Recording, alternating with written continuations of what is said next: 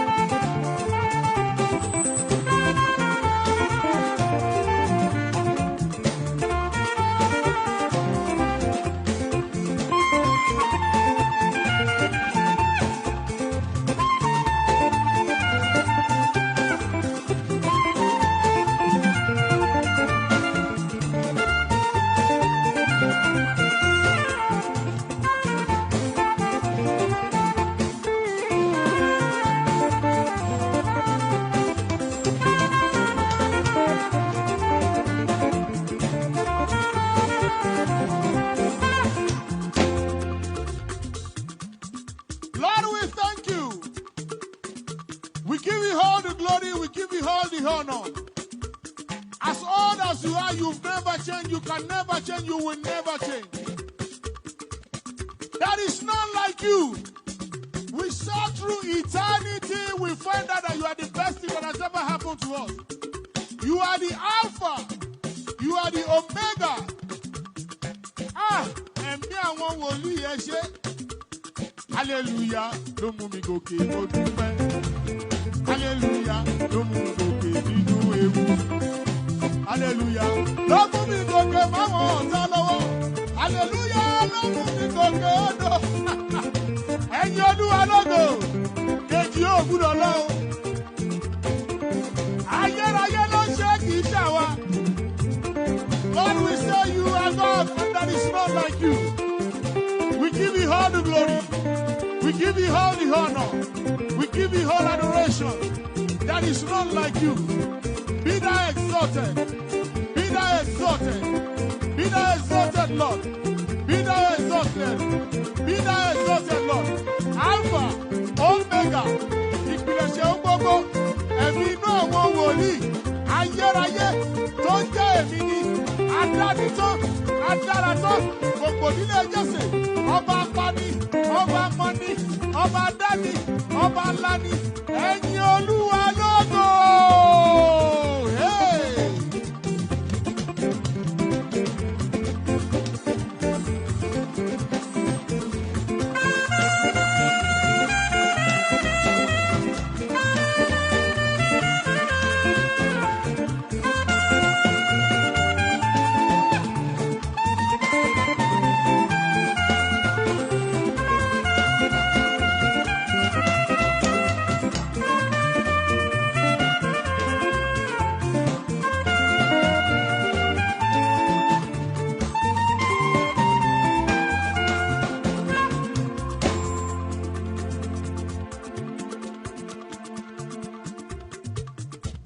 This is the first Sunday in the month of October.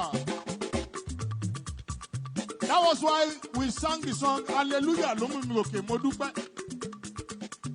Hallelujah, ló mú mi gòkè nínú ewu. Hallelujah, ló mú mi gòkè máwọn ọ̀tá lọ́wọ́.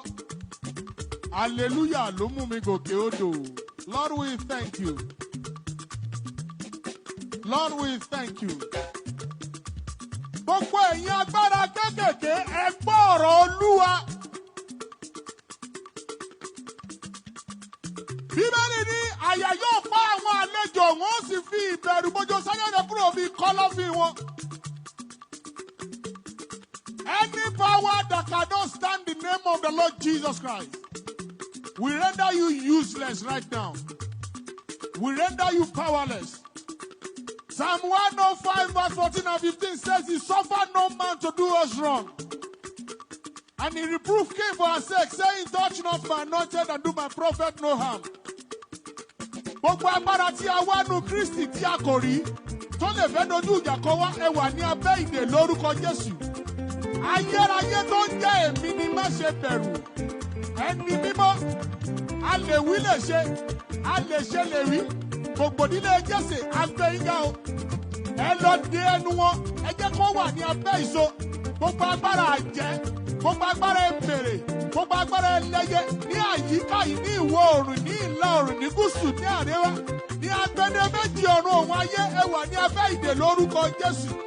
Galatians 6:17 says, from this time henceforth, let no one trouble us, for we bear in our body the marks of the Lord Jesus Christ. À ń lọ lórúkọ Ọlọ́run alààyè máa bá wa lọ. AlujoHymn Fusion, episode 125. It promises to be an awesome time in the presence of the Most High God. Please, on Facebook, on YouTube, please share. Share. On Facebook, share. On Instagram, invite your friends and family to join us. It promises to be an awesome time today. Ẹ̀yin Olúwa lógo!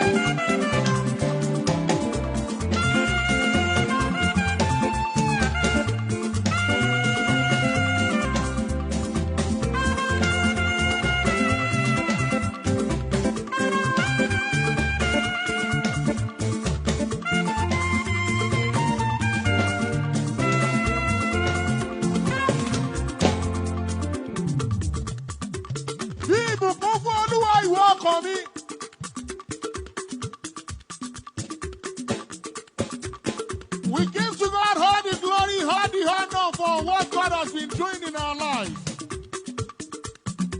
This is the month of October. First Sunday in the month of October. If not for the mercy of the Most High God, what would have been our story today? You are here. I am here. We are here. Olúwa pẹ́ pẹ́rẹ́pẹ́rẹ́, ayérayé ló ṣe kì í ṣàwa, ẹ̀yin Olúwa lógo. Sunday kí ló ṣe ẹ̀ lórí Facebook? Moses Ìdòwú, ọkàn mi yan ọba ọ̀run.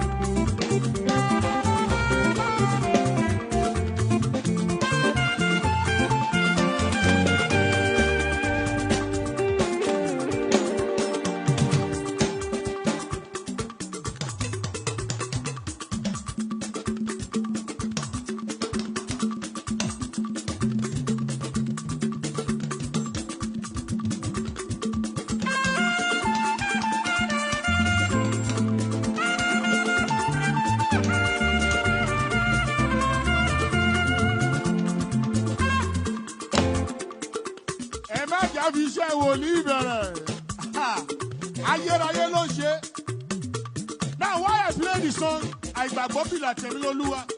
some people are still doubting God. That's, God, are you going to answer me? This is the month of October.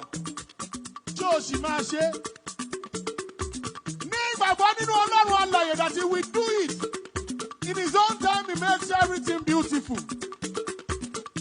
Don't doubt God. Don't doubt God. Kí ló ṣe lórí Facebook? Dajumala, ẹ wá tó mi. Wọ́n ní kò sáyẹ̀ lókè.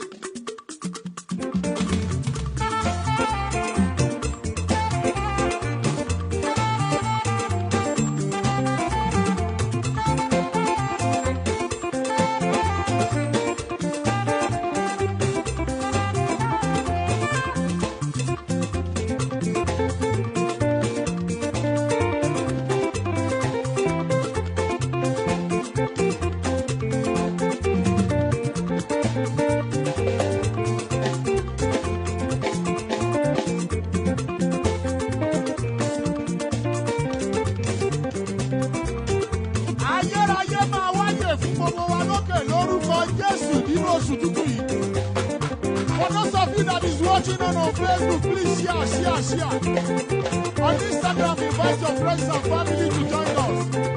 Ẹ̀yin Olúwa lógo.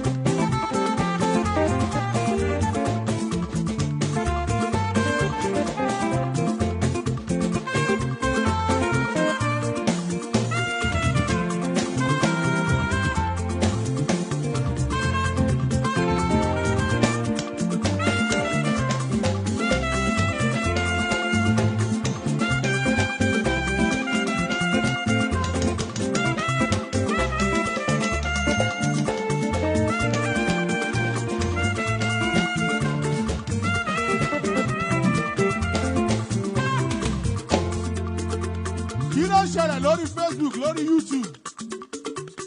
Bọ̀dé Akíntóyè, orí ọ̀fẹ́ ohùn.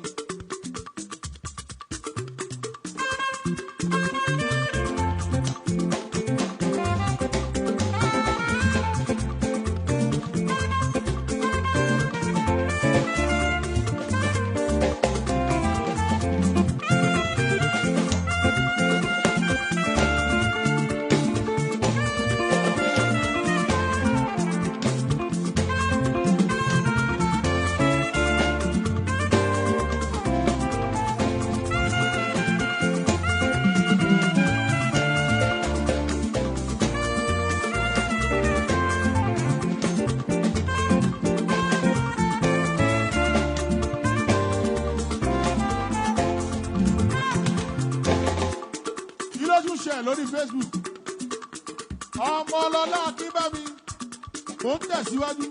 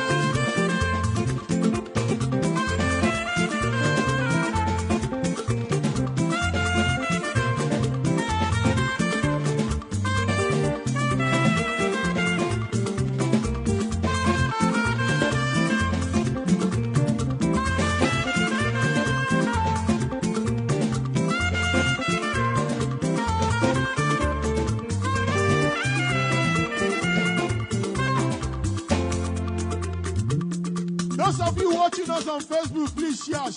On YouTube, invite your friends and family to join us. Instagram, kí ló share lórí Instagram.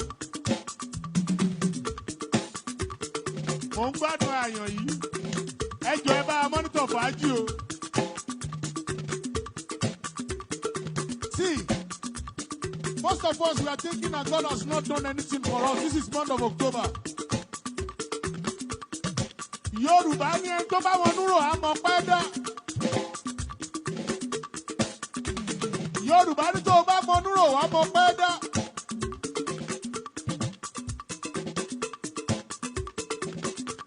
This is the month of October. Our God has been so faithful to us. And that is why we can be here live and you can see us. If not for the faithfulness of God, we are not worthy to be calling his name. There is a faithful God. He's been so good.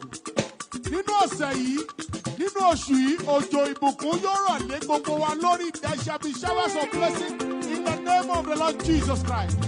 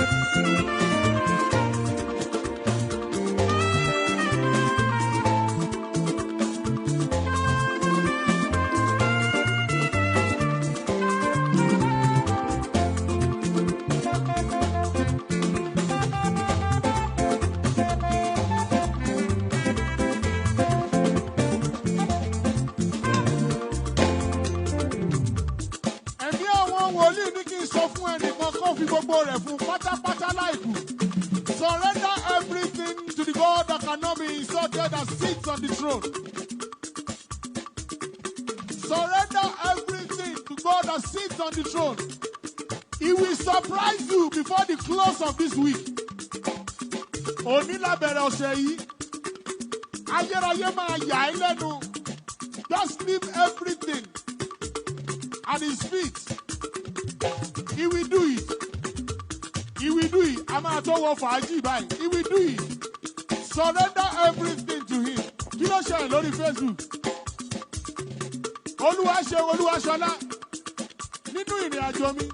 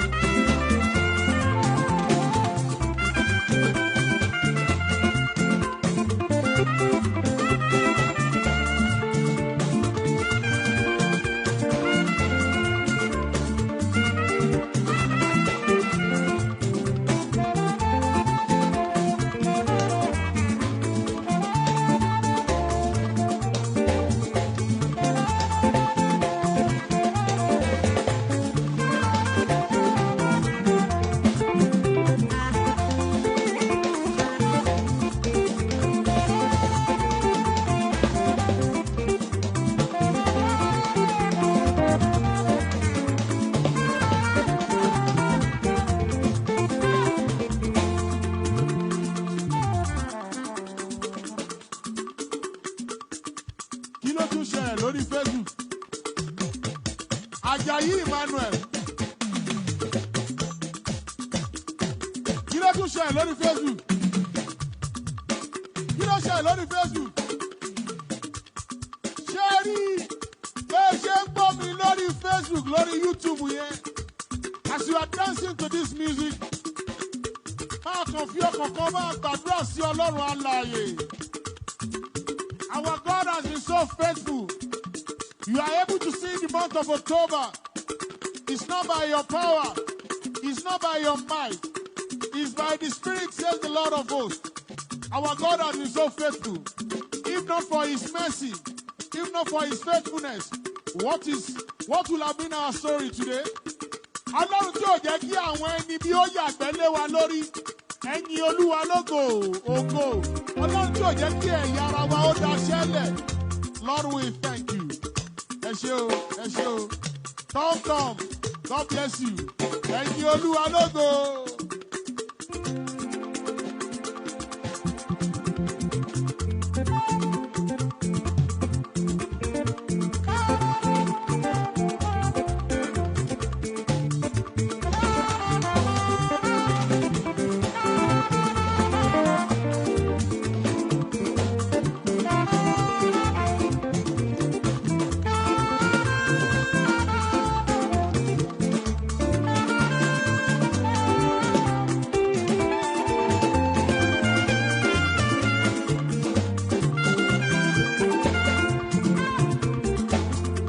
Àyànjọ́ bá ń fìlù pariwo Olódùmarè pọ̀ nìkan ló ń ṣe.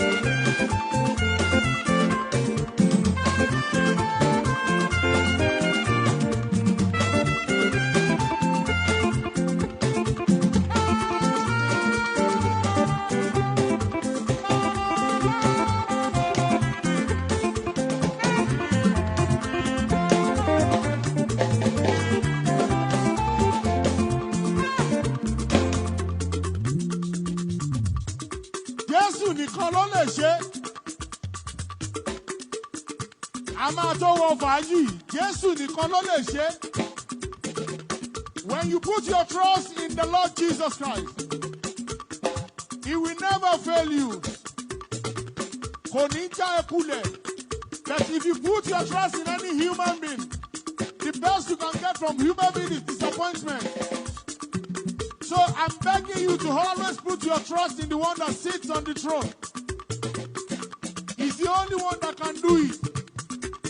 Ènìyàn máa já ẹ kulẹ̀. Ènìyàn máa já ẹ kulẹ̀, ṣùgbọ́n Ọlọ́run alààyè ni kò lè já ẹ kulẹ̀.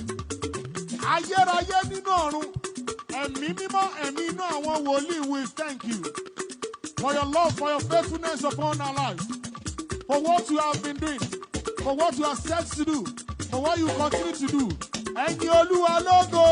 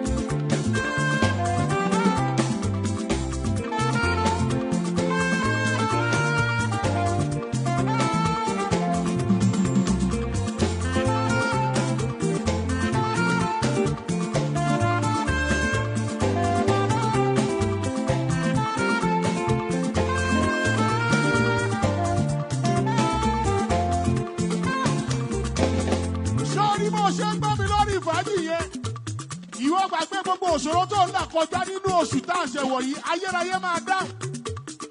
Ó máa ṣe.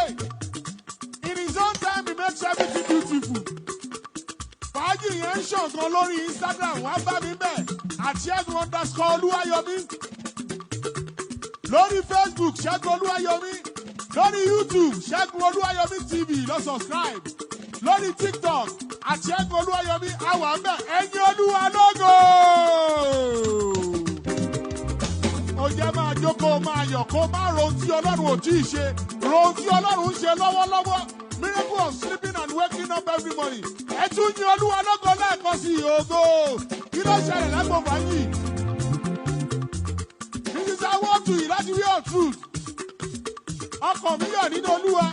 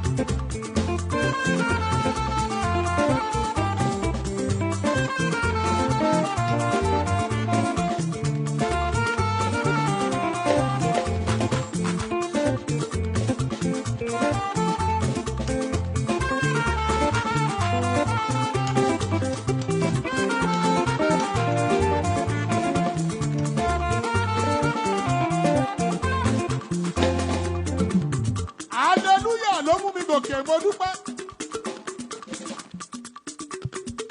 Hallelujah ló mú mi gòkè nínú ewu. Hallelujah ló mú mi gòkè máwọn ọ̀tá lọ́wọ́. Oṣù tá a wà yìí October ni. Òní ni ọjọ́ kejì nínú oṣù October. Àánú la rí gbà kì í ṣe gbogbo ènìyàn lórí oṣù yìí. Àwọn kan kú ní the last day of September. Àwọn kan kú lánàá October 1st. Àwọn kan tiẹ̀ manage rí òní. Ṣùgbọ́n wọ́n ti lọ. Fún wọn tó gbọ́ mi lórí Fàájì FM, àánú la màrí gbà tá a fi wà lára àwọn alàyè lónìí. Bí ọwọ́ ẹ̀ sókè kó máa bẹ̀rẹ̀ sí yan ọba àwọn ọba onílé ńlá. Ọlọ́run tó ń jẹ́ èmi ni má ṣe bẹ̀rù. Gbogbo nílé Jésè kìnìún ẹ̀yà Júdà. Alápá rọ́bì, alápá kábíkábí. Ẹ̀yin Olúwa lógo! Kí ló ṣẹlẹ̀ lágbo Fàájì?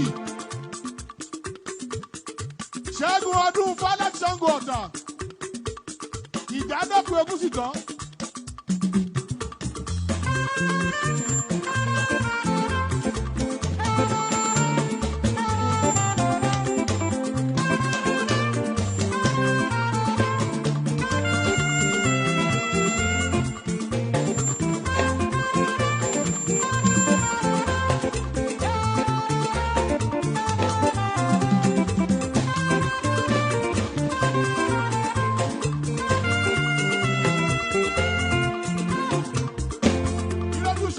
Fàájì.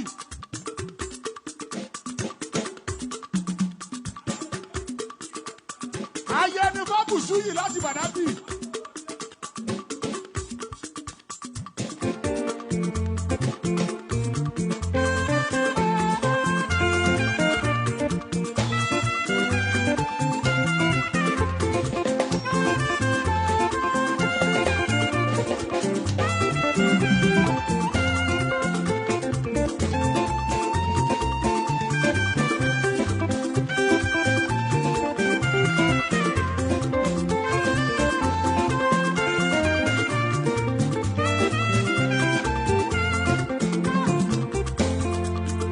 Ṣé gbọ́ mi lórí Fàájì yẹn ó ṣẹlẹ̀ lórí Instagram @Segun Oluwayomi. lórí YouTube Segun Oluwayomi TV, lórí Facebook Segun Oluwayomi, lórí TikTok àti Segun Oluwayomi. Kí ló ń ṣẹlẹ̀ lágbọ̀n fàájì? Tíkínẹ́sì Adéròmú láti Ìyànà Ológbò. Ìgbàgbọ́ mi dúró lórí ẹ̀jẹ̀ Jésù.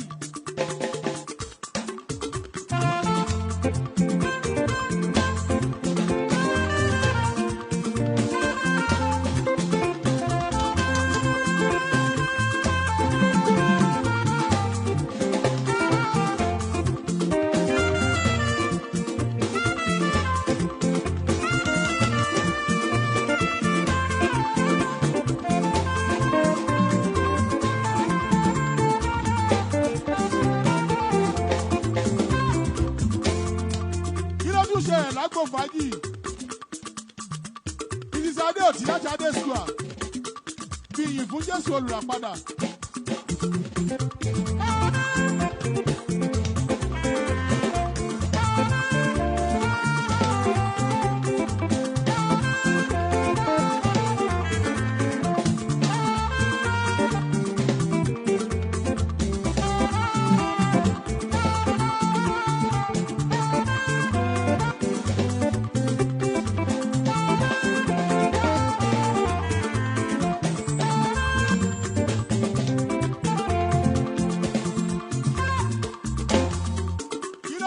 Lágbo fàájì, Ọláwọlé Ọládìméjì láti Àtàn, olùgbàlà gbóhùn mi.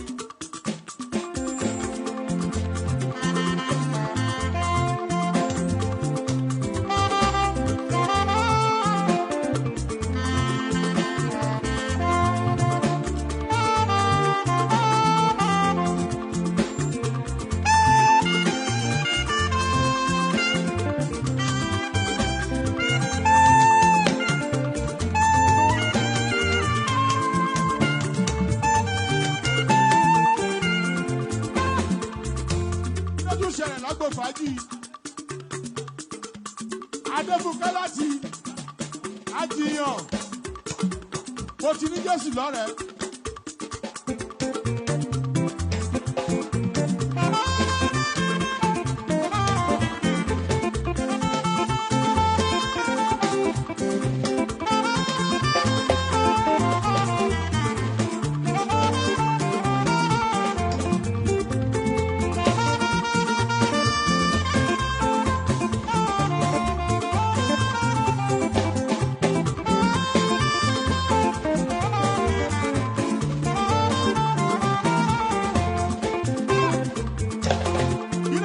Lórí fàájì, Abídèmí láti Àgbàdo, nípa ìfẹ́ olùgbàlà kì yóò sí nǹkan.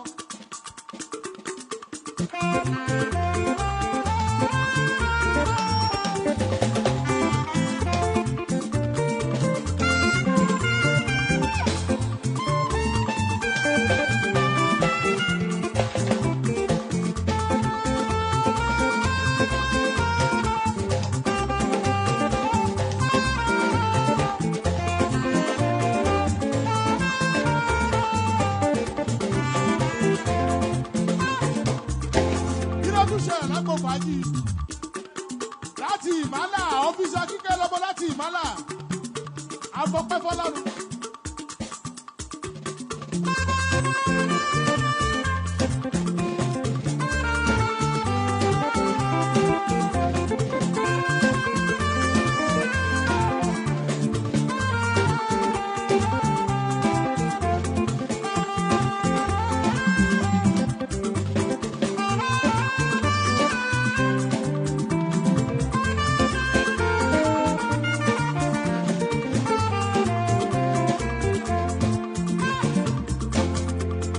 Lójú ṣẹlẹ̀ lágbo fàájì, Dábìlọ́lá láti Ègbè, ẹ̀mí mímọ́ iṣẹ́ ẹ̀mí àwọn wòlíì.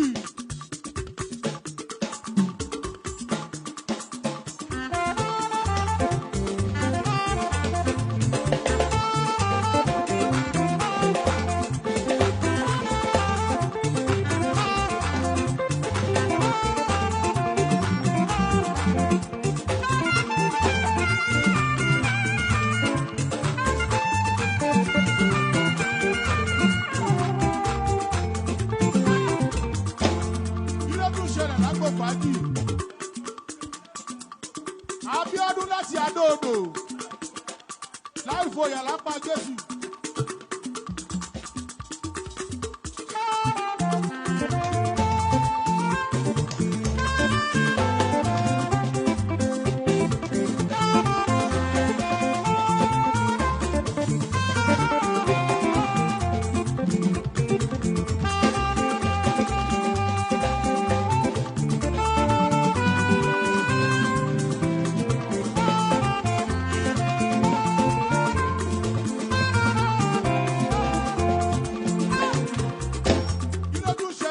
Fàájì lọ́rọ̀ ìsìndòwú láti àárọ̀ mi alẹ́ kí ló lè wọ ẹ̀ṣẹ̀ mi nù.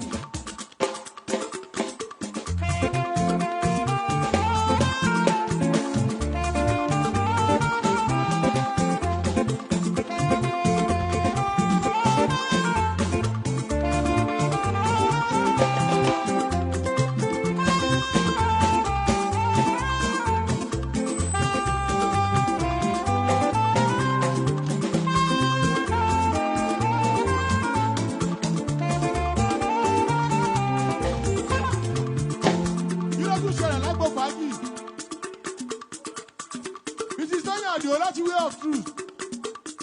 Olúwa ẹ̀mí ṣáà ti gbóhùn rẹ̀.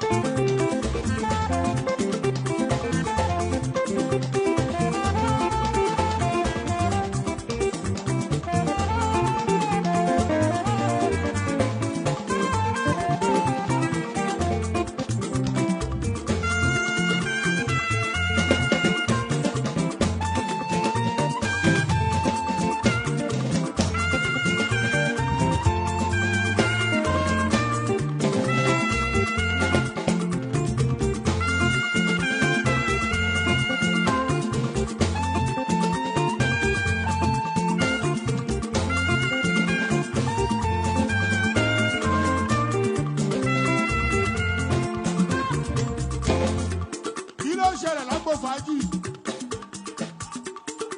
Daniel láti Badagry ẹ bá wa yin Olúwa hallelujah.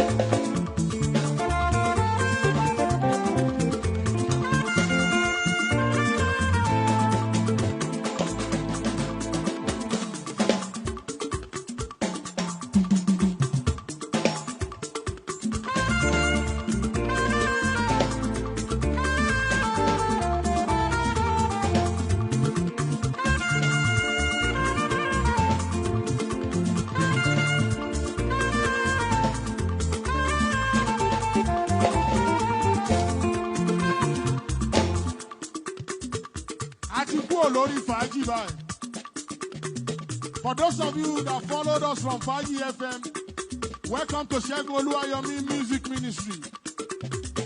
Every Sunday we are always here. What do? We praise God, we worship God. We play hymns and spiritual songs in Alujo way. Ọlọ́run dẹ̀ ń gbọ́ àdúrà torí ibi ni Ṣílò wa. In this new month, the Lord will do unusual things in your life in the name of the Lord Jesus Christ.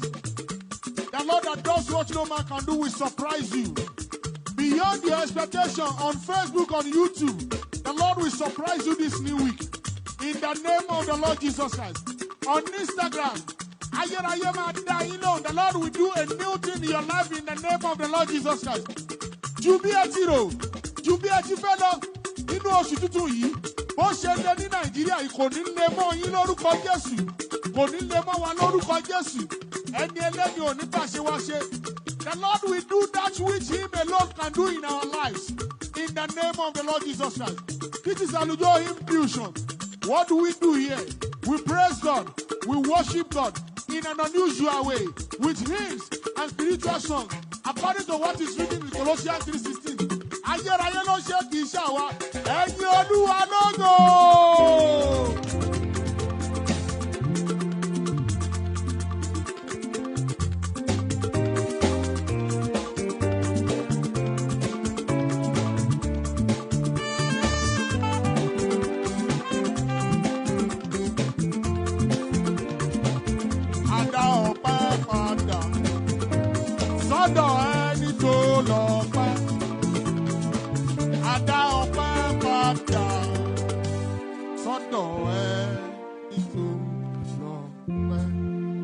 Lord, we thank you for today, for helping us in AlujoHymn Fusion episode 125. We return all the glory, honor, adoration back to you. You are God, you are not a man. You started with us in a good part, and we're ending today in a good part too. All honor, adoration be unto your holy name. For all the healings you have done today, ẹnikẹ́ni tí a bí nínú obìnrin tí a gbé jáde nínú obìnrin tó bá fẹ́ dáwọ́ àwọn ìwòsàn náà padà sí ara àwọn èèyàn iná ọ̀run àrá ọ̀run kó sọ́pa wọn lórúkọ Jésù. The Lord will bless you in this new week. The Lord will do that which Him alone can do in the name of the Lord Jesus Christ. Ju bí ẹ ti rò, ju bí ẹ ti fẹ́ lọ nínú oṣù yìí, ayérayé àgbà gbogbo ògo. Ohun rere tí ó ṣẹlẹ̀ nínú ayé yín, Ọlọ́run àánú á ṣe lórúkọ Jésù. The Lord will give you a blessing that will settle you for the rest of your life. The Lord will give you that breakthrough that will settle you for the rest of your life. The Lord will do that thing you have been asking Him for long ago. The Lord will do it this new month in the name of the Lord Jesus Christ. This is the 10th month. Just rejoice because some are dying now. Some will still die before the close of this month. But for you watching me on Facebook, on YouTube, on Instagram, on Twitter, on TikTok, the Lord will help us. The Lord will give us blessing that will settle us for the rest of our lives. Thank you for joining us today. AlujoHymn Fusion episode 125. Next week is another time. Thank you for joining us. If the Lord is leading into your heart to support us, our details are on the caption on Instagram, on YouTube, on Facebook. AlujoHymn Fusion with Segun Oluwayomi. Ẹ ṣé o, ayé ọpẹ́ yọ. Ó dàbọ̀.